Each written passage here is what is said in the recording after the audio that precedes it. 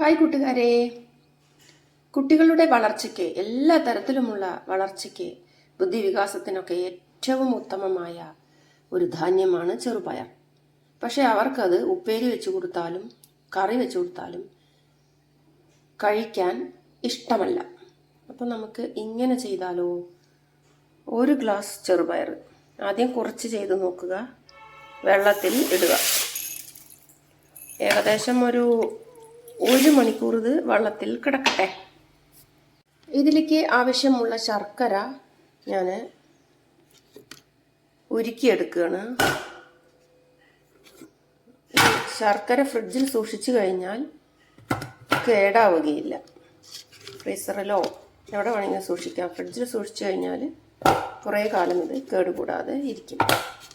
അപ്പം ഞാൻ ഒരു ഗ്ലാസ് ചെറുപയറിന് വേണ്ട ശർക്കരയാണ് എടുത്തിട്ടുള്ളത്. 5 അച്ച് ശർക്കരയാണ് എടുത്തിട്ടുള്ളത്. ഇനി ഇത് നമുക്ക് വെള്ളം ഒഴിച്ച് കുറച്ച് വെള്ളം പാർന്നിട്ട് ഒന്ന് ഉരുക്കിയെടുക്കാം. കല്ല് കളയാൻ വേണ്ടിയിട്ടാണ്. ഇതിലെ കല്ല് കളഞ്ഞ് ശുദ്ധമായ ശർക്കര പാനി തയ്യാറാക്കുന്നതിന് വേണ്ടിയാണ്.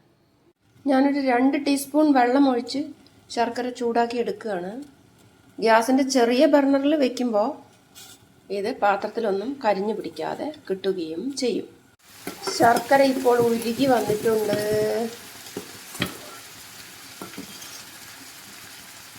പയർ കുതിർത്തെടുത്തിട്ടുണ്ട്. കുക്കറിൽ, എൻ്റെ ചെറിയ കുക്കറിലാണ് വേവാനിടുന്നത്. ഇത് വെള്ളം ഏറാതെ ശ്രദ്ധിക്കണം.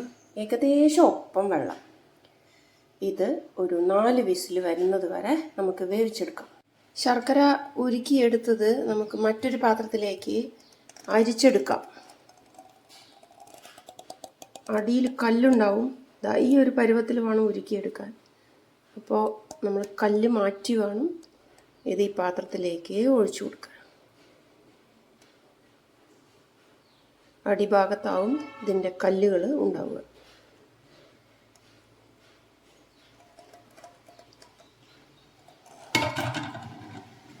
അപ്പം ഇങ്ങനെ ഒരു പരുവായിട്ടുണ്ട്. അധികം വെള്ളം പാടില്ല ശർക്കരയിൽ. ഇതിലേക്ക് നമുക്ക് 1 നാളികേരം ഇട്ട് കൊടുക്കാം.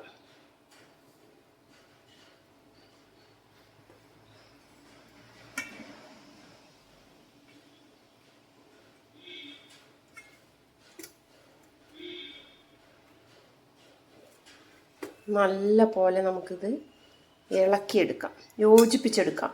അയൺ ഡെഫിഷ്യൻസി ഉള്ള കുട്ടികൾക്ക്, അതായത് ഇരുമ്പിൻ്റെ അംശം ബ്ലഡിൽ കുറവുള്ള കുട്ടികൾക്ക് ഈ ഒരു ശർക്കര ചേർത്ത ഈ ഒരു മിശ്രിതം കൊടുക്കുന്നത് വളരെ നല്ലതാണ്.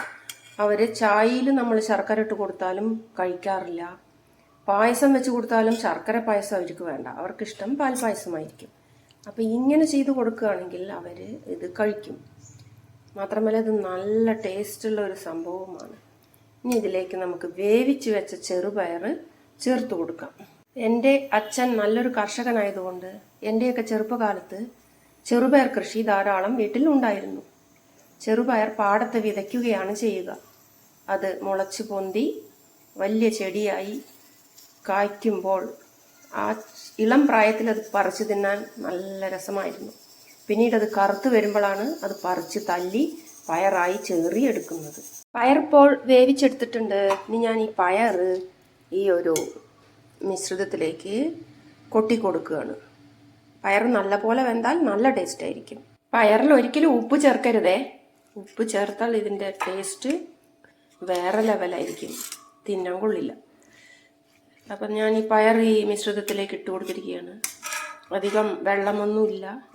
ഇനി ഇതിലേക്ക് ചേർത്ത് കൊടുക്കുന്നത് ഒരു 3 നേന്ത്രപ്പഴം ചെറുതായി അരിഞ്ഞെടുത്തതാണ്. നല്ലപോലെ പഴുത്ത പഴമായിരിക്കണം. അതും കൂടി ഇതിലേക്ക് ചേർത്ത് കൊടുക്കാം. ഇനി ഇത് നല്ല പോലെ നമുക്ക് ഇളക്കി മറിക്കാം. ഇപ്പം നല്ലൊരു രുചിയായിട്ടാണ് ഇത് വന്നിട്ടുള്ളത്. പഴവും കൂടി ചേർന്ന് വന്നപ്പോൾ ഇതിൽ നിങ്ങൾക്ക് വേണമെങ്കിൽ എള്ള് വറുത്ത് ചേർത്ത് കൊടുക്കാം.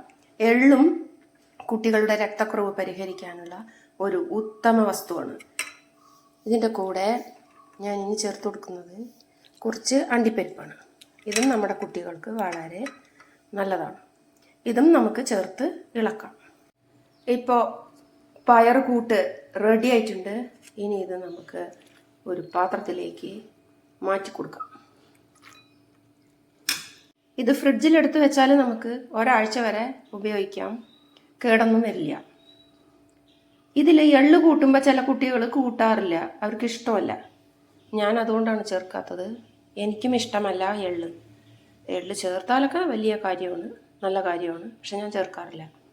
അപ്പോൾ നിങ്ങൾ ട്രൈ ചെയ്യൂ, എന്തായാലും നിങ്ങൾക്ക് ഇഷ്ടപ്പെടും. പഴത്തിൻ്റെ ആ ഒരു ഔഷധ ഗുണങ്ങളൊക്കെ കുട്ടികൾക്ക് കിട്ടും.